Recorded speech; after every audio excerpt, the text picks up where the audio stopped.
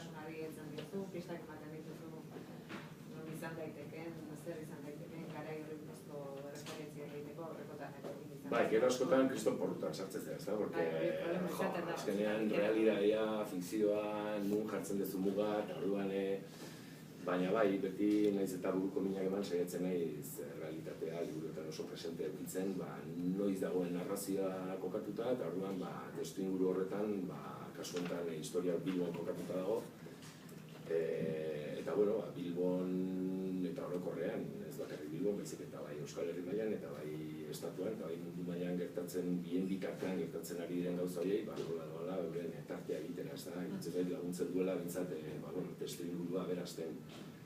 Esatizu batzutan, buruko minin itzelak ematen ditu, realitatea eta fikzioa, eta horra, geratzen dira momentu dukabe batzuk esatezula, kombinazio zaila ez, baina, bueno. Estilo periodistiko laguntzen da. Epiko du, zer esan ez da. Telebista munduan da berriak. Zetaria goberti daukagu.